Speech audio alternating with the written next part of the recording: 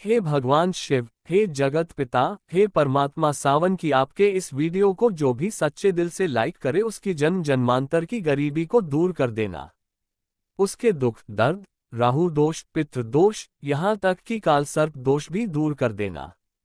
हर हर महादेव। यदि आपकी संतान से ऐसी कोई भूल हो जाए तो हमें माफ करना, हम सब आपकी ही संतान है। लाइक जरूर करें। दोस्तों, इस बार 2024 में कितने सावन सोमवार पड़ रहे हैं? कोई कह रहा है 6 सावन सोमवार पड़ रहे हैं, कोई कह रहा है 4 सावन सोमवार पड़ेंगे। किसकी माने किसकी नहीं। आज हम सारी गलत फहमी, सारी असमंजस की स्थिति दूर कर देंगे और व्रत में क्या खाए क्या नहीं जानिए सब कुछ। दोस्तों, सावन का महीना चल रहा है, ऐसे में हर कोई भगवान भोले बाबा को दिल से खुश करना चाहता है। हर किसी की इच्छा होती है कि वो सावन में भोलेनाथ को खुश करके अपनी सभी इच्छाएं और मनोकामनाएं पूरी कर ले। पर कई बार आप लोग ऐसी गलतियां कर देते हैं या कर बैठते हैं जिससे शिव क्रोधित हो जाते हैं। और ये बात तो आप जानते हैं कि भोलेनाथ यदि भोले हैं तो उनका क्रोध भी अत्यंत विनाशकारी होता है। भोले बाबा यदि भोले हैं, प्यारे हैं, तो उनका क्रोध भी अत्यंत विनाशी है। दोस्तों, इसलिए अगर आपने या आपके घर में किसी ने व्रत रखा है या आप सावन को पूरे विधि विधान से पूरा करना चाहते हैं तो आज के इस वीडियो में जो बातें बताई गई हैं उनको ध्यानपूर्वक सुन के समझ ले। दोस्तों, सावन में कई ऐसे काम होते हैं जिनको करना वर्जित माना गया है। दोस्तों, अगर भोले बाबा की कृपा हो जाए तो काल भी आपका कुछ नहीं कर पाएगा, क्योंकि कालों के भी काल हैं महाकाल। इसलिए अगर आप भी महादेव की कृपा पाना चाहते हैं तो सच्चे दिल से कमेंट बॉक्स में लिखें हर हर महादेव, ओम नमः शिवाय और कमेंट में अपनी राशि जरूर डाल दीजिएगा। यदि हमारे पास सावन में आपकी राशि के अनुसार कोई उपाय होगा तो वह आकर हम आपके कमेंट में जरूर बताते हैं और आपको बड़ा लाभ होगा। दोस्तों, सावन सोमवार व्रत में क्या खाएं क्या नहीं खाएं, सावन में लहसुन प्याज खाएं या नहीं, व्रत में नमक खाएं या नहीं, कौन सी गलती नहीं करनी चाहिए, पति पत्नी को दूरी क्यों बनानी चाहिए और कौन से रंग के कपड़े नहीं पहनने चाहिए, ऐसी कौन सी गलतियां हैं जिसे सावन के दौरान हमें भूल कर भी नहीं करना चाहिए, और मंदिर में जो एक लोटा जल रखा जाता है उस जल का हम क्या करें, पी जाए या तुलसी में डाल दे या पेड़ पौधों में डाल दे या इस जल से स्नान करें। साथ ही सावन के इस पवित्र महीने में कितने सोमवार पड़ रहे हैं और सावन की समाप्ति कब है, आइए जानते हैं सब कुछ इस वीडियो में। दोस्तों, सावन का महीना कोई मामूली महीना नहीं होता है। यह महीना साक्षात एक ऐसे प्रेम की सौगात लेकर आता है जिसका कि भक्तों को बड़ी बेसब्री से इंतजार रहता है। सावन का महीना इतना पवित्र होता है जिसका आप अंदाजा भी नहीं लगा सकते। सावन जब गरजते हैं तब धरती माता का शुभ अत्यंत मंगलकारी विशेष स्नान होता है। सावन में प्रकृति स्नान करती है और जगमग्न हो जाती है। नई फसल का आगमन होता है, हरियाली की उत्पत्ति होती है, किसान के चेहरे पर प्रकृति अपनी छाप छोड़ जाती है। सावन का त्योहार भारत में तो मनाया ही जाता है, लेकिन क्या आप जानते हैं विदेशों में भी सावन का पवित्र महीना बड़े जोरों शोरों के साथ और खुशी के साथ मनाया जाता है। नासा वैज्ञानिक मानते हैं सावन में प्रकृति आपस में बातें करती है और वातावरण सुगम हो जाता है, हरियाली की उत्पत्ति होती है और नए नए बीज उगते हैं। इस मौसम में हरियाली साक्षात महादेव का स्वागत करती है और महादेव से बातें करती है। आपको बता दें, शास्त्रों में सावन सोमवार का व्रत जो भी महिला या पुरुष करते हैं तो वो व्यक्ति भगवान भोलेनाथ का सर्वाधिक प्रिय हो जाता है। ऐसे व्यक्ति को भगवान भोले बाबा अपनी शरण में ले लेते हैं। धर्म शास्त्रों के अनुसार सावन में जो आसमान से जल बरसता है वह भगवान शिव की जटा से और श्री हरि के चरणों से होकर ही धरती पर गिरता है। सावन में बच्चे बड़े सभी को स्नान करना चाहिए। साक्षात भगवान शिव और श्री हरि का आशीर्वाद बरसता है। सावन में स्नान करने वाले छोटे छोटे शिशु, छोटे बालक, बच्चे, बूढ़े बुजुर्ग, महिलाएं जब स्नान करते हैं तो इससे वह बीमारी से मुक्त हो जाते हैं। तो साक्षात सावन में स्नान नहीं करते, बारिश में स्नान नहीं करते, वह पापी कहलाते हैं।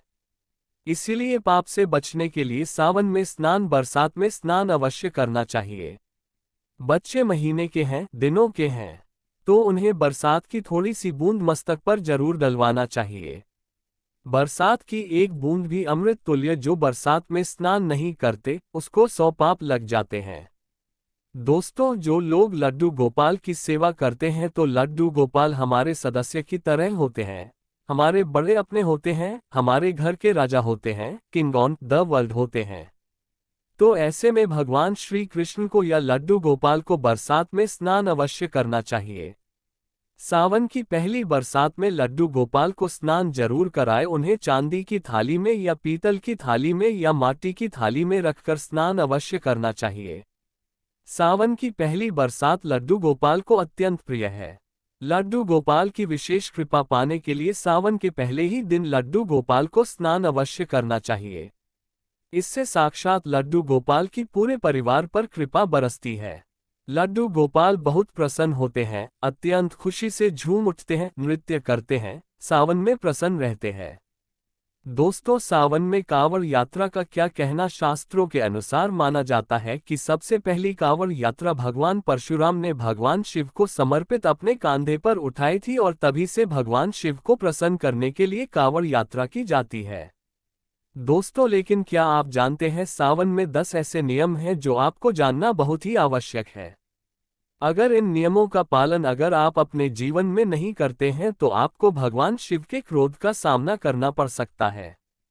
आपका पूरा परिवार गरीबी, निर्धनता और बर्बादी का सामना कर सकता है।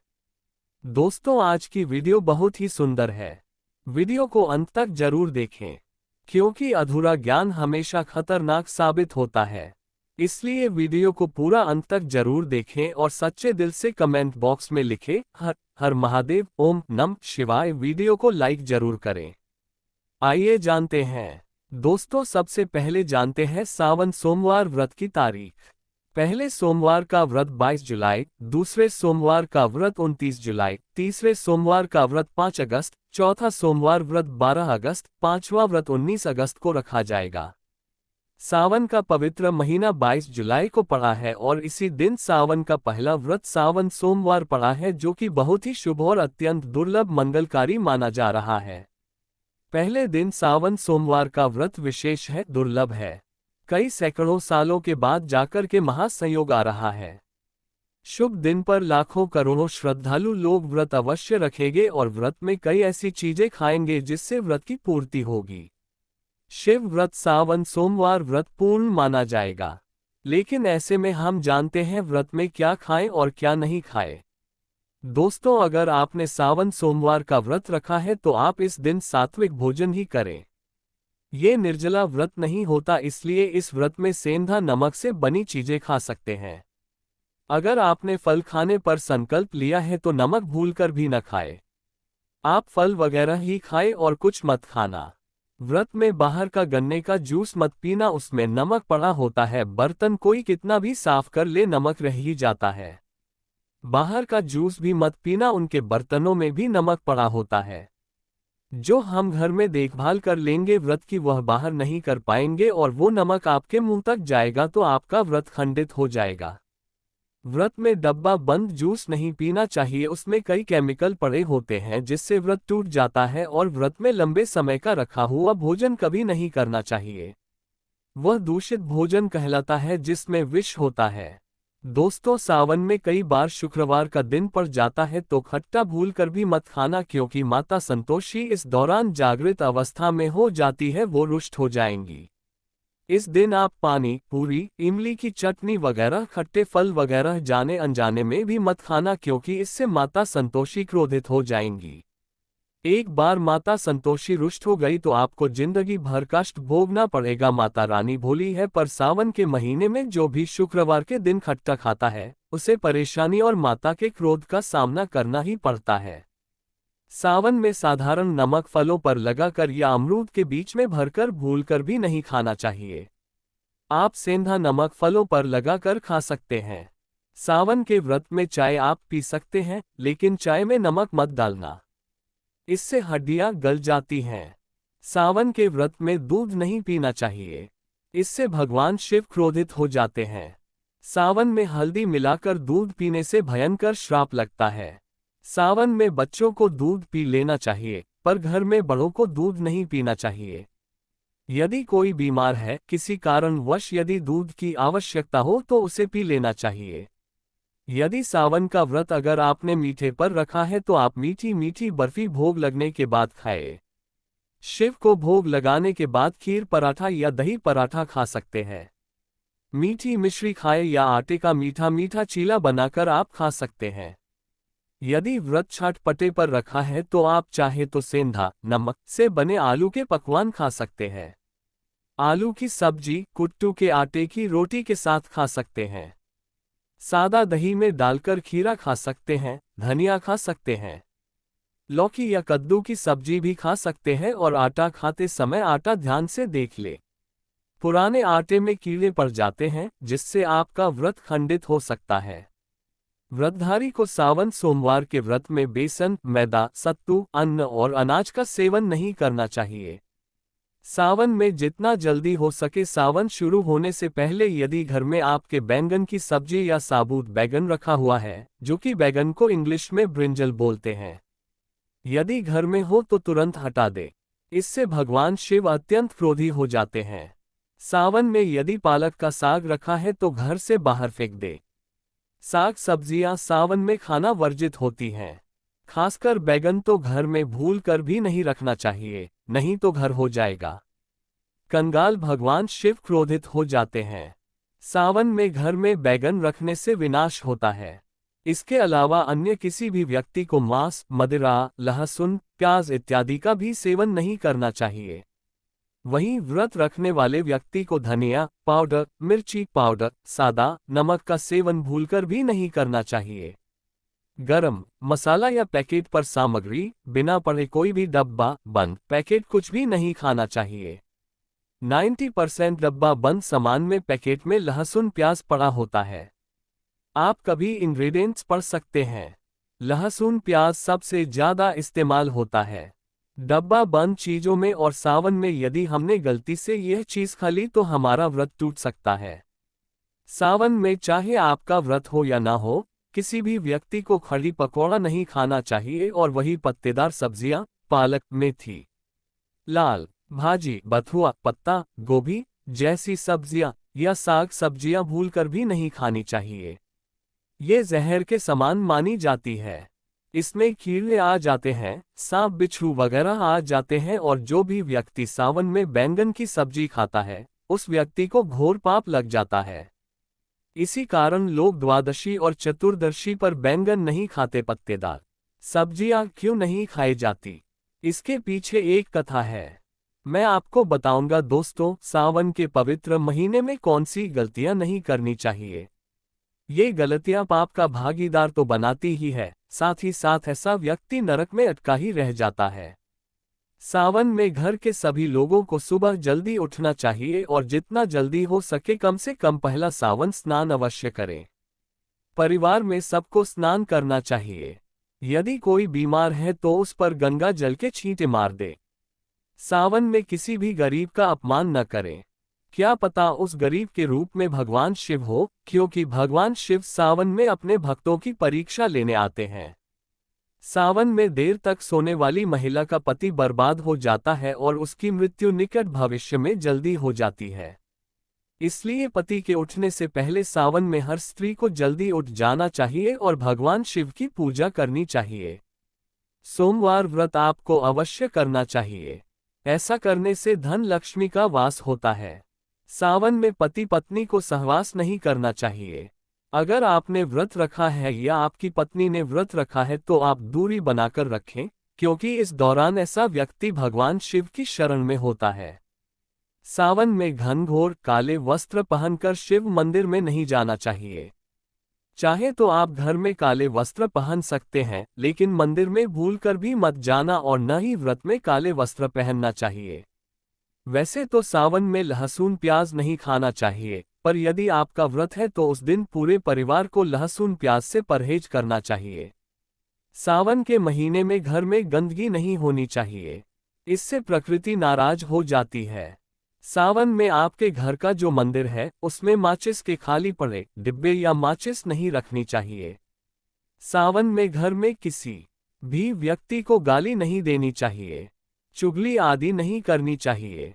पत्नी को अपशब्द नहीं कहने चाहिए और न ही पति को अपशब्द कहने चाहिए। इससे भगवान शिव आपको श्राप दे देते हैं। सावन में जो भी व्यक्ति दूध में हल्दी डालकर पीता है, उसके ऊपर महाकाल का क्रोध बरसता है। सावन में बाल, नाखून, दाढ़ी वगैरह नहीं बनवाना चाहिए। ये आपको पहले कर लेना चाहिए। कोई ज्यादा समस्या हो तो आप ऐसा कर सकते हैं, पर शिव जी से क्षमा अवश्य मांग लें। सावन में शरीर पर तेल नहीं लगना चाहिए। यदि आपका व्रत है तो आप शरीर पर तेल न लगाए दोस्तों। माता पिता का सम्मान करना चाहिए, क्योंकि माता पार्वती और पिता भगवान शिव को माना जाता है। इसलिए माता पिता में इन दोनों का वास होता है। माँ पिता का आदर करने से भगवान शिव और माँ पार्वती प्रसन्न होते हैं। सावन में देवी देवता से जुड़ी कोई भी शुभ चीज उपहार के तौर में कभी किसी को मत देना, नहीं तो भगवान शिव आपके घर से सदैव के लिए चले जाएंगे। दोस्तों, अब जानते हैं सावन के इस पवित्र महीने में शिवलिंग पर कौन कौन सी चीजें नहीं चढ़ानी चाहिए, जिससे आपको पाप न लगे। शिव पुराण के अनुसार शिव भक्तों को कभी भी भगवान शिव को तुलसी, हल्दी और सिंदूर सहित ये 6 वस्तु नहीं चढ़ानी चाहिए। पौराणिक कथा के अनुसार केतकी के फूल ने ब्रह्मा जी के झूठ में साथ दिया था, जिससे नाराज होकर भगवान भोलेनाथ ने केतकी के फूल को श्राप दिया। इसलिए केतकी का फूल शिवलिंग पर नहीं चढ़ाया जाता और वहीं नारियल का पानी भी शिवलिंग पर कभी भी अर्पित नहीं करना चाहिए। शंख से जल भी भगवान भोलेनाथ को नहीं चढ़ाना चाहिए। शास्त्रों के अनुसार सुबह 5 बजे से लेकर सुबह 11 बजे तक शिवलिंग पर जल चढ़ाना बहुत ही शुभ और अत्यंत मंगलकारी होता है। कभी भी शाम के समय शिवलिंग पर जल न चढ़ाए।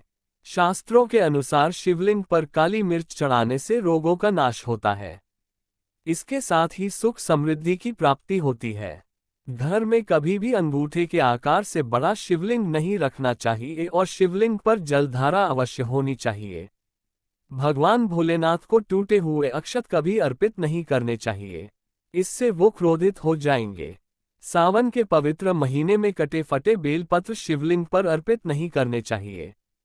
बेलपत्र की संख्या 3 होनी चाहिए। बेल पूरे साबुत होने चाहिए, लेकिन आप 6 महीने पुराने बेलपत्र भी शिवलिंग पर अर्पित कर सकते हैं, लेकिन वो कटा फटा न हो।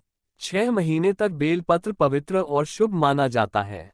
सच्चे दिल से बेलपत्र शिवलिंग पर चढ़ाने से सभी मनोकामनाएं पूर्ण हो जाती है।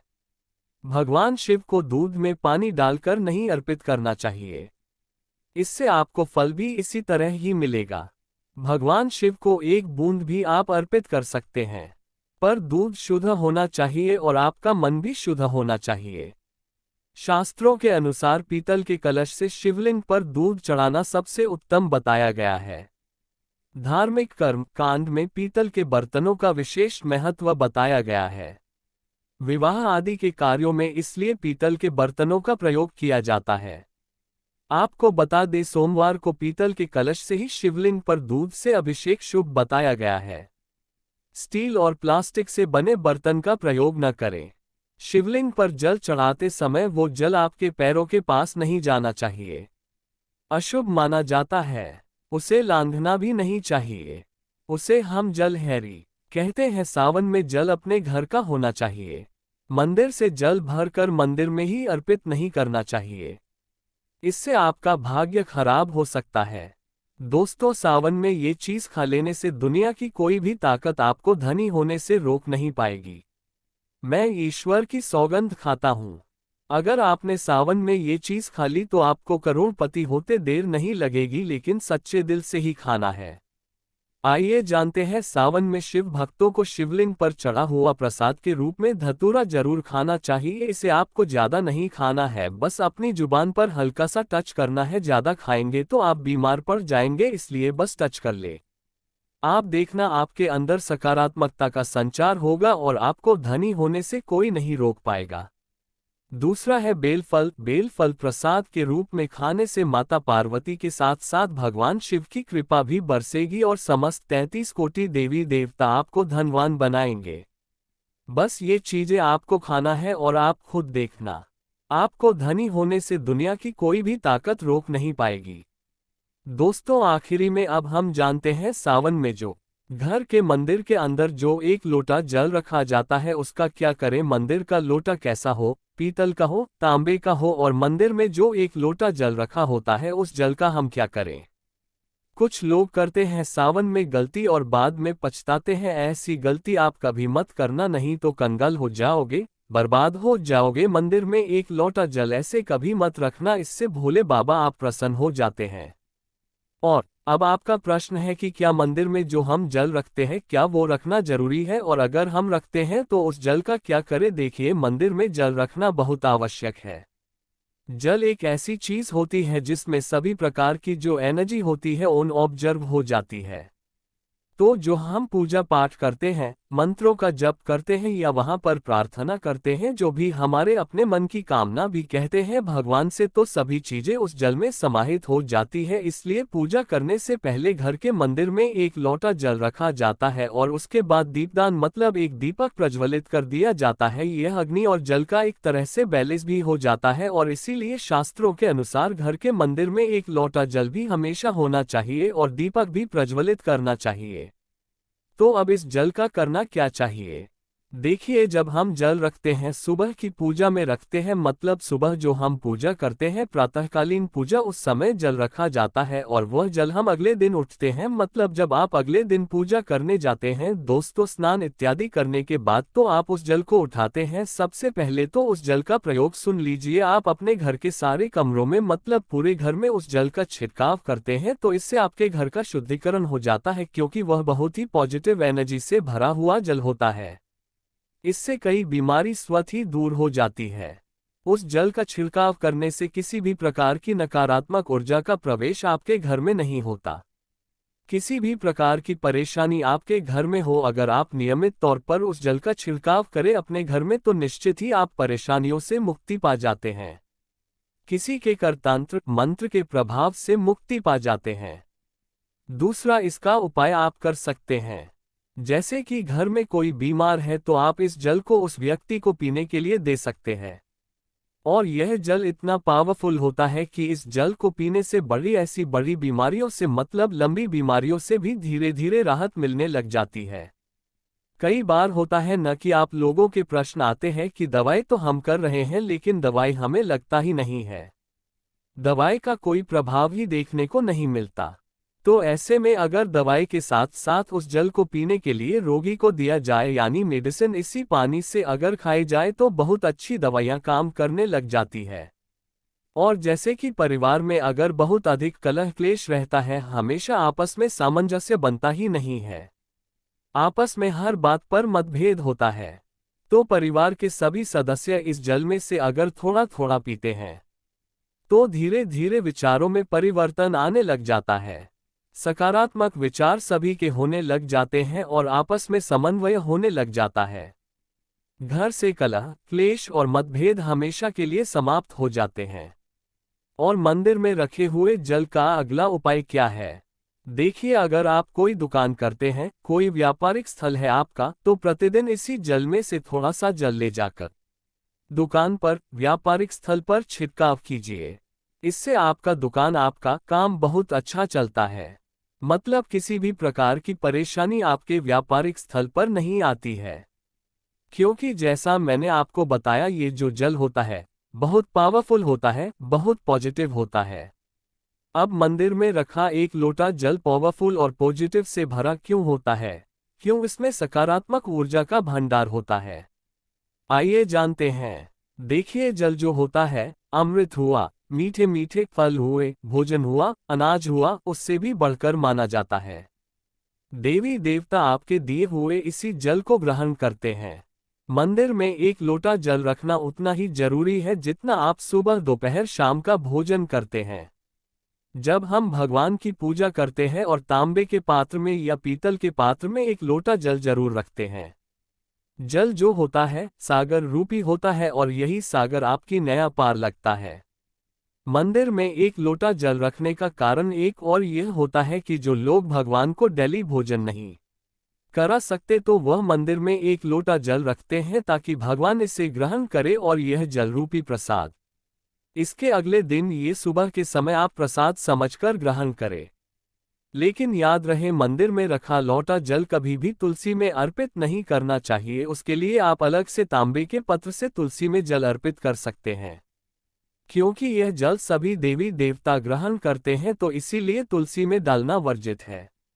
लेकिन हाँ, अगर आपके घर में लड्डू गोपाल है, राधा कृष्ण है और आप एक लोटा जल उनके लिए अर्पित करते हैं, तो आप अगले दिन यानी सुबह के समय वह जल तुलसी में चढ़ा सकते हैं।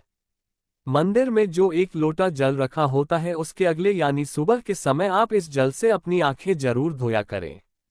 इससे आंखों में रोशनी बढ़ती है और आंखों में जितनी भी बीमारी आ जाती है वह दूर होती है।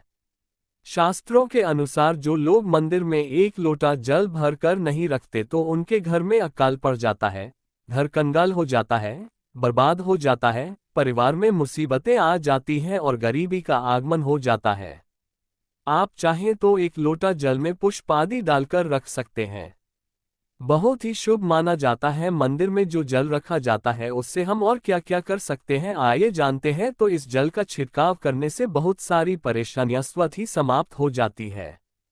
जैसे अगर आपके दुकान पर किसी की नज़र लगी है, बहुत से लोगों के प्रश्न आते हैं कि हमारे काम को किसी ने बांध दिया है, मतलब किसी की बुरी नज़र ऐसी लग गई है कि पहले तो दुकान बहुत अच्छी चलती थी, अब नहीं चल रही है। तो आप इस उपाय को कर सकते हैं। निश्चित ही बहुत जल्द ही आपको परेशानियों से मुक्ति मिल जाती है और दिन दुगनी रात चौगुनी आपके व्यापार में तरक्की होती है। और हाँ, मंदिर में रखे हुए जल को आप अपने घर की रसोई में, खाना बनाने में, पीने में भी प्रयोग कर सकते हैं। लेकिन खाना बनाने में प्रयोग तभी कीजिए जबकि आपके घर में बिल्कुल सात्विक भोजन बनता हो, मतलब लहसुन प्याज अगर आपके घर में बनता हो तो खाना बनाने में इस जल का प्रयोग नहीं किया जा सकता है। फिर आप इस जल को थोड़ा थोड़ा परिवार के सदस्य मिलकर ग्रहण कर सकते हैं और बचे हुए जल को आप अपने घर में पौधों में डाल सकते हैं। तो देखिए, ऐसा नहीं है कि मंदिर पर रखा हुआ जल बेकार होता है, किसी काम का नहीं होता है, बहुत सारे उपयोग इस जल के होते हैं। अगर हम सही तरीके से प्रयोग करें तो अपने जीवन की बहुत सारी परेशानियों का समाधान मात्र इस एक लोटा जल से हम कर सकते हैं।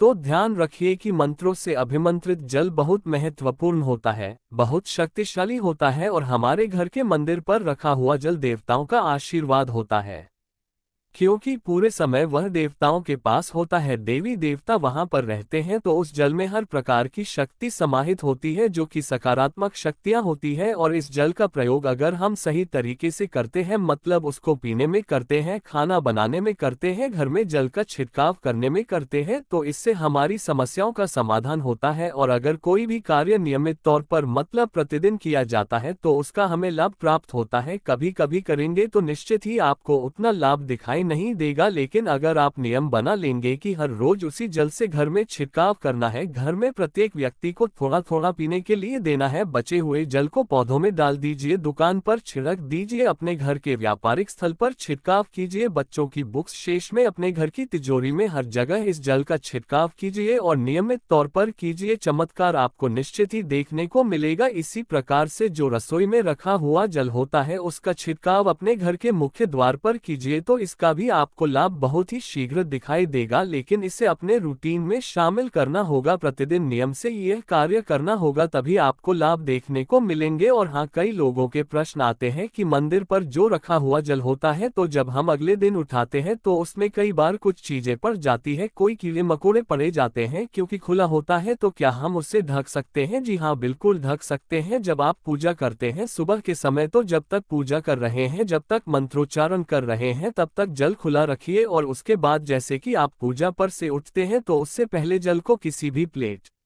से या कटोरी से ढक दीजिए। फिर जब आप अगले दिन उस जल को उठाएंगे तो बिल्कुल शुद्ध और साफ सुथरा जल आपको मिलेगा और उस जल का प्रयोग आप अपने किसी भी कार्य में कर सकते हैं। और दोस्तों, आप जब भी घर के मुख्य द्वार पर जल छिड़काव करें तो गणेश जी भगवान का यह मंत्र जरूर बोले, ओम गणपते नमः। और जो हमने आपको वीडियो में बताया है उसे ध्यान पूर्वक अच्छी तरीके से समझकर अपने घर के मुख्य द्वार पर जल का छिड़काव करें। दोस्तों, अगर आप वाकई में भगवान शिव से प्यार करते हैं तो कमेंट बॉक्स में हर हर महादेव अवश्य लिखकर जाए, भोले बाबा आपकी सभी मनोकामना अवश्य पूर्ण करेंगे। महादेव के लिए एक लाइक तो बनता है।